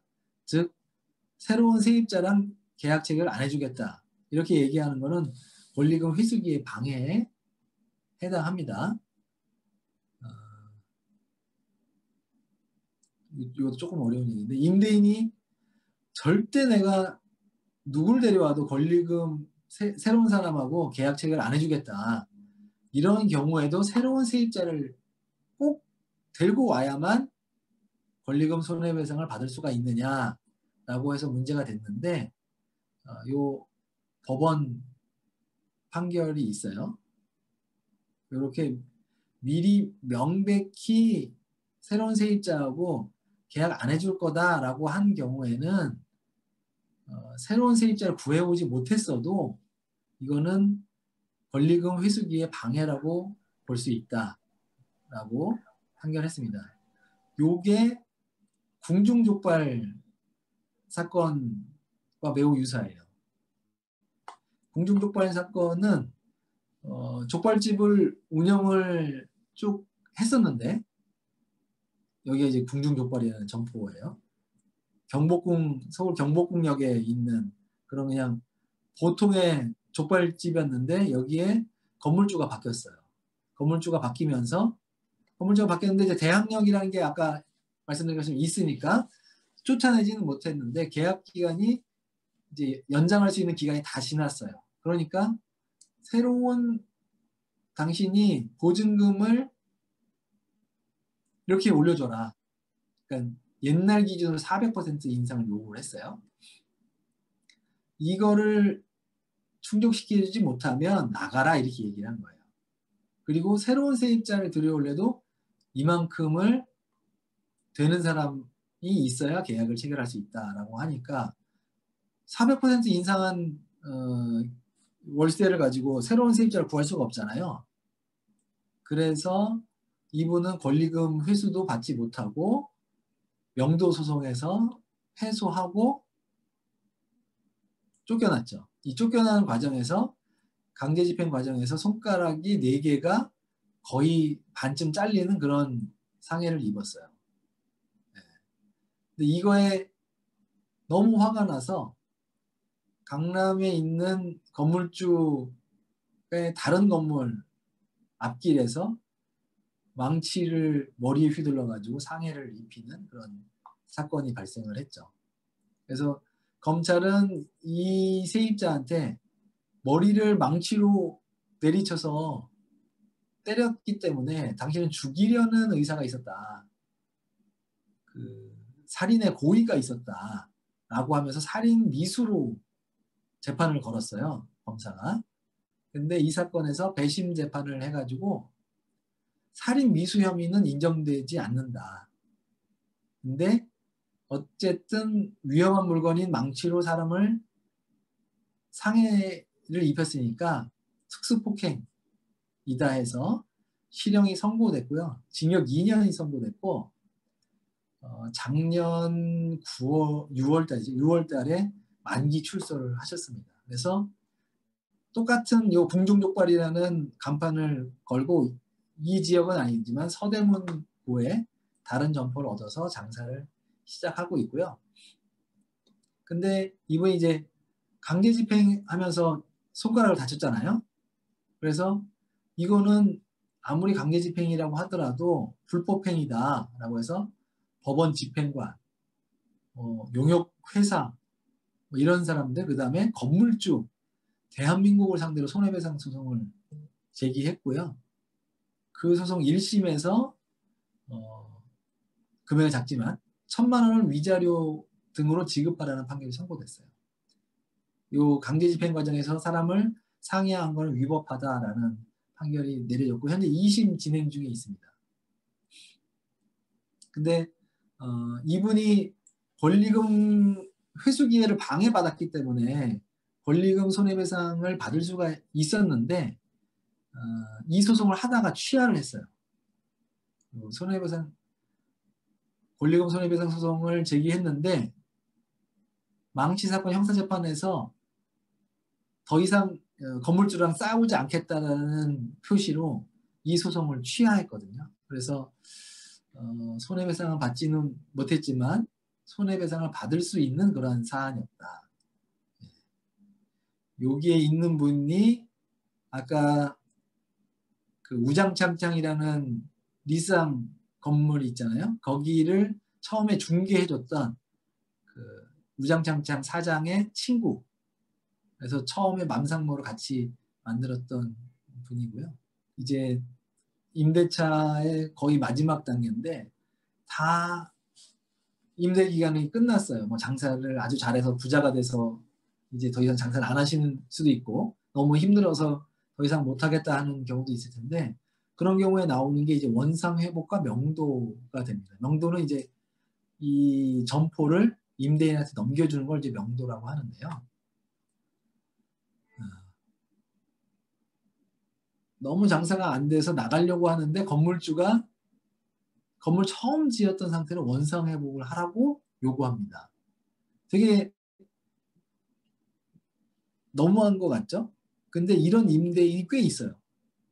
내가 처음 지었을 상태, 뭐 한 2, 30년 됐는데 처음 있었던 상태로 해놓으라는 거예요. 근데 처음 있었던 상태는 세입자는 보지를 못했거든요. 왜냐면 다른 사람한테 넘겨받았기 때문에 인테리어 있는 상태에서 봤지 어떻게 처음 있었던 상태로 돌려놓느냐 그래서 서로 다툼이 있는데 그러면 원상 회복에 있어서 이 원상 원래 상태 이건 뭐냐 이거 갖고 다툼이 생기는 거죠. 그래서 원칙적으로 보면은 처음 임대차 할 때 그러니까 이 세입자가 처음 이 점포를 넘겨받았을 때 그 당시의 상태가 원상이라고 봐야 됩니다. 그러니까 인테리어가 되어 있던 상태라고 한다면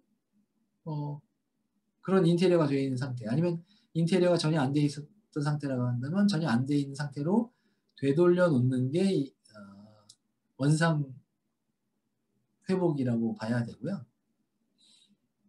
근데 여기서 하나 주의해야 될 게 어떤 사람이 장사를 하는 걸 넘겨받은 거예요. 치킨집 하던 걸 내가 똑같이 넘겨받아서 치킨집을 하는데 권리금을 주고 그대로 인수받았어요.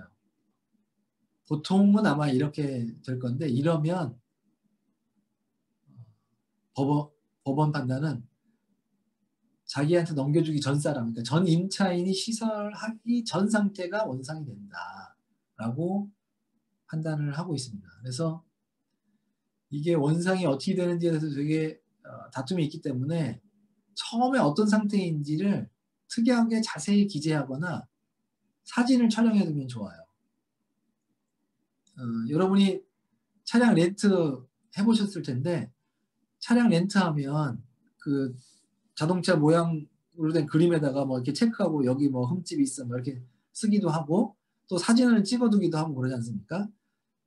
렌트는 굉장히 상가 임대차에 비하면 금액이 적죠. 그럼에도 불구하고 그 상태를 잘 찍어놓는 데 비해서 건물 임대차에 대해서는 전혀 안 하거나 되게 소홀히 하고 있어요. 그러지 마시고 처음 임대할 때 임대차 건물 상태를 촬영해두고 특이하게 잘 기재를 해두시면 이것 때문에 다툼이 벌어지진 않을 것 같고요. 임대차 기간이 다 지났어요. 이제 이사하고 나가야 되는데 새로 장사할 때는 아직 못 구했어요. 그래서 임대인 나가라고 재촉을 하고 안 되니까 소송을 막 제기했는데 이렇게 되면 어떻게 되느냐. 당장 법원에서 와서 나를 끌어내는 거냐. 그렇지는 않고요. 여기서 제가 여기서 쓰기는 4달 정도 소송이 진행된다고 했는데 제가 해보면 한 적어도 6개월은 걸리는 것 같아요. 아무리 간단한 소송도 한 6개월 정도가 지나야만 임대인이 강제로 끌어낼 수 있는 상태가 되고요. 이렇게 소송을 제기해서 강제 집행이 아니고 임대인이 직접 뭐 장사하는데 들어와서 행패를 부린다거나 끌어낸다거나 그러면 그거는 건조물 침입죄 또 업무 방해죄가 되거든요. 그런 경우에는 나가라고 요구하고 요구해도 듣지 않으면 경찰을 부르면 당장 그건 형사사건이 될 수 있으니까요. 임대인이 소송이 걸려 있어도 이 소송이 끝나기 전까지는 그렇게 소송이 끝나서 강제 집행으로 건물을 인도받기 전까지는 자기 건물이라고 해서 함부로 할 수가 없다는 점 아시면 좋을 것 같고요.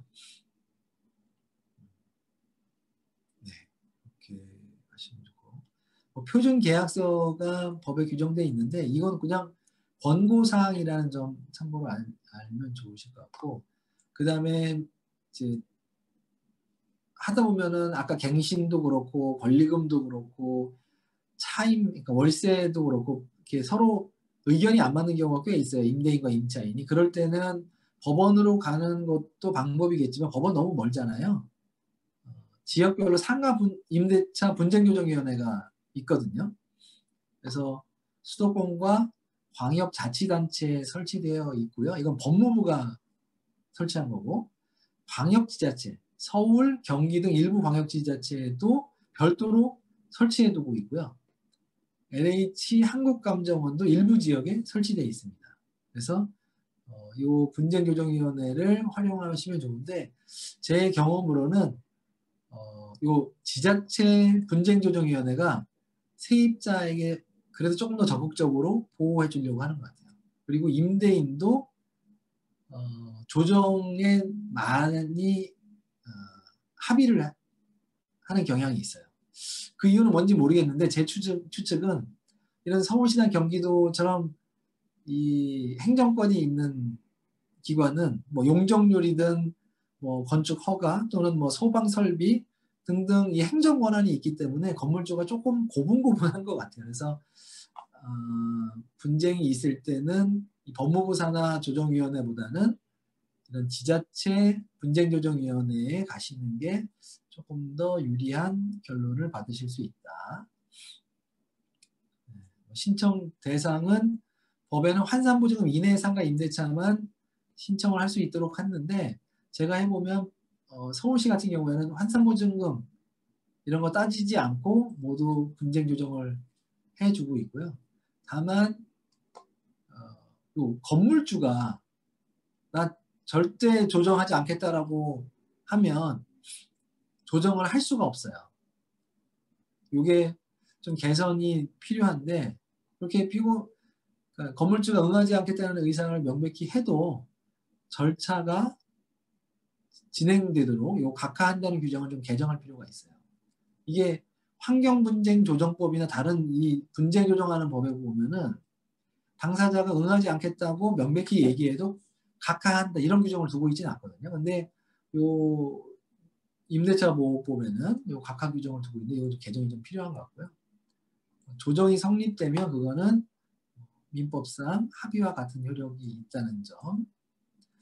개선 방안에 대해서 다른 분쟁 조정 관련해서는 이 단체가 분쟁 조정을 신청하는 예외적인 경우가 있거든요. 이게 규모가 크고 미치는 영향이 파급 효과가 큰 경우에는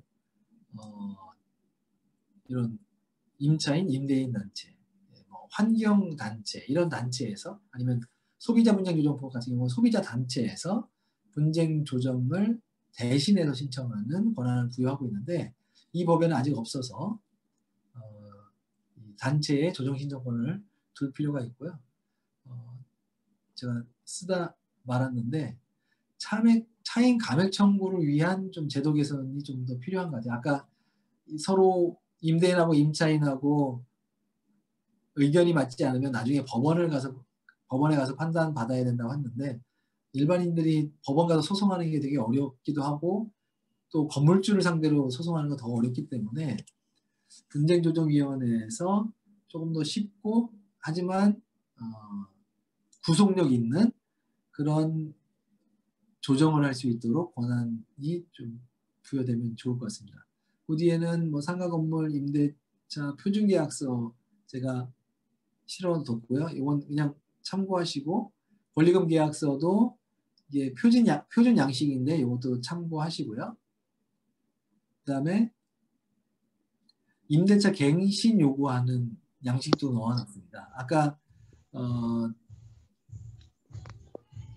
환상보증금 이내 임대차 가진 경우에는 갱신 청구를 굳이 안 해도 좋고 묵시적 갱신이 오히려 더 유리하다고 말씀드렸는데 환상보증금 초과 임대차는 꼭 이 갱신 요구를 하는 게 좋다고 말씀드렸잖아요. 그래서 그런 임대차는 이런 양식을 써서 갱신 요구를 하시면 증거를 남기는데 유리하고 꼭 이걸 아까 뭐 내용 증명으로 보낼 필요는 없다고 말씀드렸죠. 뭐 문자 메시지도 그렇고 다 증거로 남을 수 있는 방식으로만 하시면 될 것 같습니다. 네, 제가 준비한 강의는 여기까지 하겠고요. 질문을 제가 받겠습니다. 코로나 이후에 상당히 어려우니까 이제 폐업을 하고 싶은데 지금 폐업을 하기가 너무 어렵다 하는 걸 저희한테도 호소를 하셨어요. 그래서 실제로 이 특수한 상황에서 좀 폐업을 용이하게 할 수 있도록 돕는 게 법의 형평성 이런 데에서는 어떨지 그거에 대해서 한번 의견 구하고 싶습니다. 상가 임대차 보호법에서는 그러면 계약을 종료할 수 있는 권리 요것에서 불가항력적인 사유에서는 계약을 종료할 수 있도록 하는 규정으로 좀 법이 추가적으로 개선될 필요가 있을 것 같아요. 지금 그 법이 개정돼서 6개월간은 3개월 동안 그 차임을 연체해도 계약 해지를 못 하잖아요. 3월까지는 괜찮은데 3월 이후로는 그걸 어떻게 계산을 하나요? 이 법은 그러니까 이제 10월부터 6개월 동안 밀린 임대료는 밀린 거로 안 봐주겠다는 거고요. 그래서 이때 6개월 계속 연체됐어요. 근데 4월도 또 연체됐어요. 그러면 4월 한 달만 연체된 걸로 봐주는 거죠. 나중에 그게 예. 2022년이 돼서도 이 6개월에 대해서 지불을 안 하고 있어요. 그래도 연체된 걸로 안 보는 거죠. 계약 기간이 끝날 때 그거를 까거나 갚아야 되는 거네요. 나중에. 다만 아까도 제가 말씀드렸는데 이 연체한 차임액을 청구할 수 있는 권리는 지금도 있어요. 임대인이. 이 법에 아까 연체한 차임액에 대한 임대인의 그 밖의 권리는 영향받지 아니한다 이렇게 되어 있기 때문에 여기에 그 밖의 권리가 청구할 수 있는 권리죠.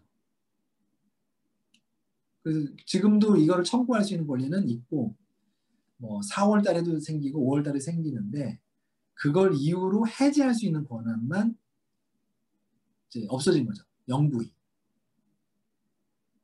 뭐 독일 같은 경우에는 이런 해지 유예를 아예 기간으로 정해놨거든요. 그래서 이게 뭐 2021년 말까지만 해지가 안 되지만 2021년 말까지 안 갚으면 2022년부터는 해지할 수 있다. 이런 방식으로 규정했는데 우리는 그렇게 규정하지는 않아서 이게 6개월 연체된 걸 이유로 언제든지 해지를 할 수는 없는 거죠.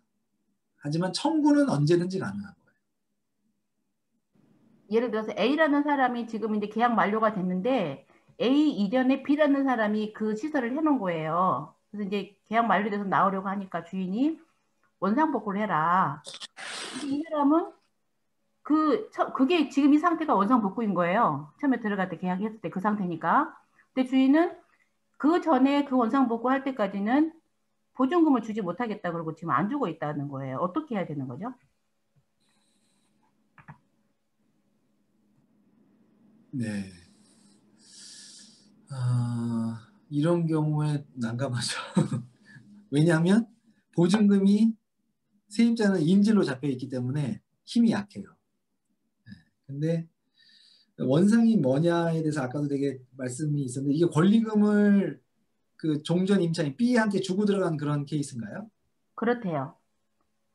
근데 아까 제가 말씀드렸는데 그 대법원 판결에 보면은 이렇게 권리금 인수한 경우에는 네. 이 B가 처음 넘겨받을 때 상태가 원상이라고 보는 거예요.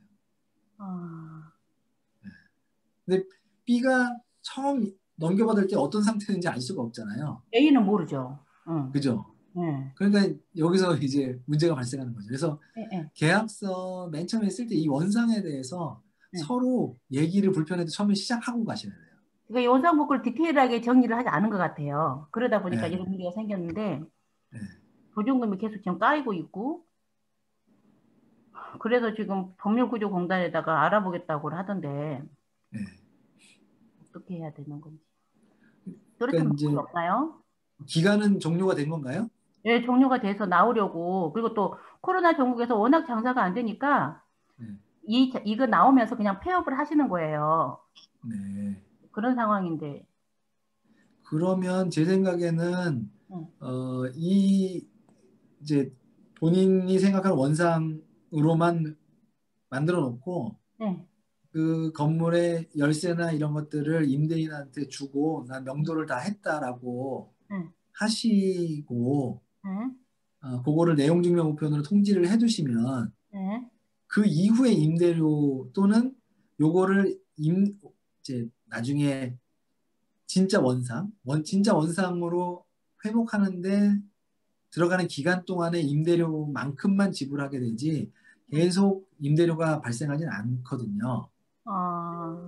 네. 다만 그러면 이제 어쨌든 그 열쇠랑 다 주면서 네, 그 내용 증명 보내고 그 날짜로 더 이상 임대료를 지급하지 않는 상태로 되는 거네요. 그러면? 그렇죠. 그럴까요? 그러면 이제 임대인하고 이 보증금에 관해서 법적 다툼을 할 수밖에 없을 거예요. 네, 그렇다. 네, 법적 다툼을 해가지고 그러면 어느 상태가 원상인지 거기에 들어간 비용이 얼마인지 그다음에 명도를 우리가 언제 시점에 하게 된 건지 이런 것들을 판단받아서 네. 보증금을 돌려받으셔야 돼요. 감사합니다. 그러니까 이게 세입자가 되게 약자예요. 이 보증금이라는 보증금이 없었으면 네. 보증금이 없었으면 막말로 이 상태가 원상이었다라고 그냥 마무리하고 그만둘 수도 있는 상황인데 되게 월 임대료를 꼬박꼬박 주셨나 봐요. 네. 보증금이 있다 보니까 그 주인은 너네 이거 이 상태까지 하기 전까지는 못 준다 그러고서 계속 까고 있다고 그러더라고요. 그래서 캐나다 같은 경우에는 보증금을 월세의 2배 또는 3배 이상 못 받게 하는 법이 있어요. 네. 그런 것도 한번 고민해 볼 필요가 있을 것 같습니다. 알겠습니다. 감사합니다. 변호사님 제가 화면 공유했는데 보이시죠? 네네. 네. 재계약할 때 최소 기간이 있는지. 네. 네, 이거는 아까 말씀드렸는데 이제 명시적 갱신을 한 경우에는 옛날에 있었던 계약 기간, 예를 들어 처음에 2년짜리 계약을 했으면 2년씩 늘어가는 거예요. 근데 묵시적 갱신, 서로 얘기 없이 그냥 계약 기간 지나갔어요. 그러면 1년씩 기간이 연장돼요. 그 대형마트 같은 데도 쪼개기 계약 뭐 몇 개월짜리 계약 하잖아요. 그것도 네. 유효한가요? 특별한 사정이 없으면 최소 기간이 1년이에요. 우리 법에는. 근데 그렇게 최소 기간을 1년 미만으로 해야 될 특별한 사정이 있어야 그 기간을 임대인이 인정받을 수 있습니다. 다음도 있습니다. 질문이 한 개 있는데요. 명시적 갱신을 꼭 이전 기간이 2년이었다고 또 2년을 그대로 해야 되나요? 1년으로 바꿀 수는 없나요? 갱신하면서? 그건 쌍방이 합의하면 가능하죠. 예. 그래서 저는 2년으로만 해야 되는 거는 아니다. 예, 알겠습니다. 예. 과도한 지연이자 법원에서 조정되지 않나. 그런 원래 법리상은 그래야 되는데 그런 케이스 잘 못 본 것 같아요. 원래는 이게 뭐 법을 하면 지연이자가 이제 손해배상금이기 때문에 이 손해배상금은 과중하면 적절히 법원에서 감액할 수 있는데 그런 케이스 잘 보진 못한 것 같습니다. 단체 행동 금지, 휴일 제한. 우리 이제 다음 계약이 뭔지 잘 모르겠는데 다음 계약이 그 계약 갱신이라고 한다면 이런 이유로 갱신을 거절하는 거는 안 돼요. 그래서 네, 갱신이 가능하죠. 네. 그럼 최초 계약은 가능하다는 얘기인가요? 최초 계약서에 써 있어도 그게 효력이 없는 거죠. 그러니까 최초 계약도 그렇게 하면 안 된다는 거죠? 그렇죠. 예. 지금 미납된 감액 임대료 총액뿐만 아니라 그 금액에 대한 지연 연체료까지 물어야 하나요? 네, 맞습니다. 네. 뭐 지연 이자에 대해서 특별히 뭐 임대차 계약서에 없으면 아까 말씀드린 것처럼 6%가 되고요. 근데 소송이 제기되면 제기한 때로부터 12%로 늘어나요. 권리금 방해로 보지 않는 1, 2호는 되게 모호하죠. 예. 뭐 첫 번째가 월세 등을 낼 능력이 없는 경우가 거절할 수 있는 정당한 사유고, 두 번째는 임차인으로서 의무를 위반할 우려가 뭐 있는 경우인데 이렇게 모호하긴 하지만 그걸 이유로 이제 거부하는 경우에 법원에서는 좀 엄격하게 이걸 좀 볼 겁니다.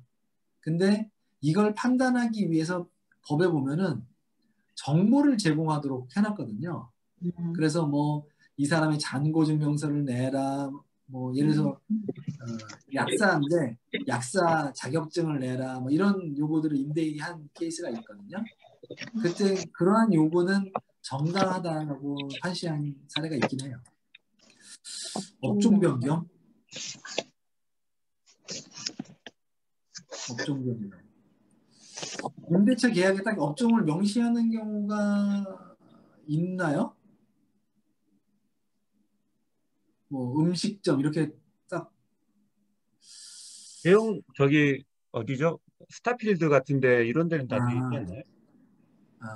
제가 한 건 그런 아니에요. 예. 데는 동의하지 않으면 다른 방법이 없겠죠. 그거는 쌍방 약정을 그렇게 한 거라서 그거는 방법이 없을 것 같은데요. 그건 임대 계약에 위반이 되고 위반으로 인해서 뭐 해지도 가능할 것으로 보입니다.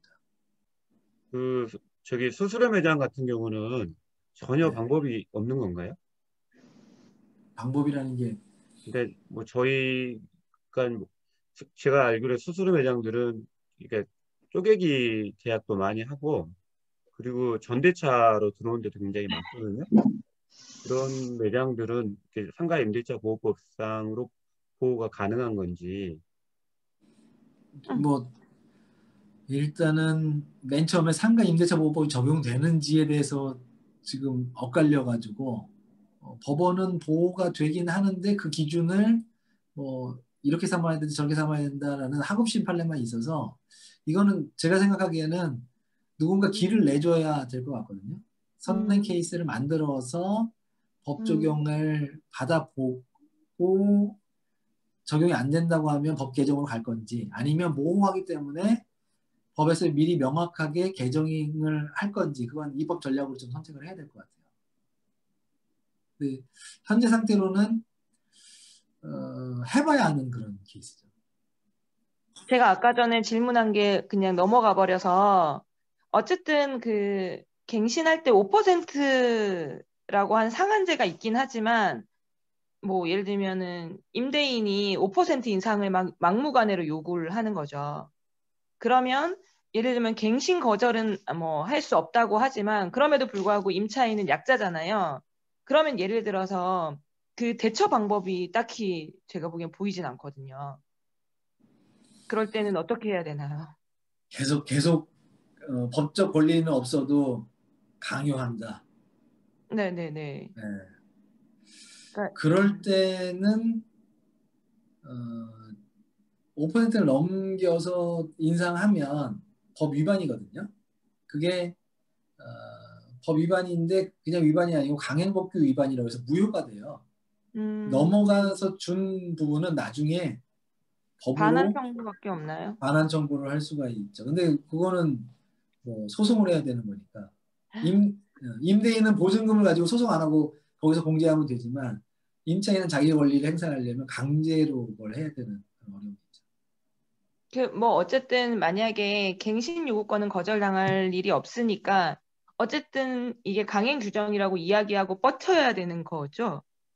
그렇죠. 그냥 갱신 요구만 하면 되는 해놓고 거기 때문에 네. 뭐 임대인이 계약서 새로 쓰자 그러면 뭐 쓸 필요 없어요라고 네. 그렇게 기름장어처럼 해야 될 것 같은데요. 강한 심장을 가져야 되는 거죠. 네, 알겠습니다.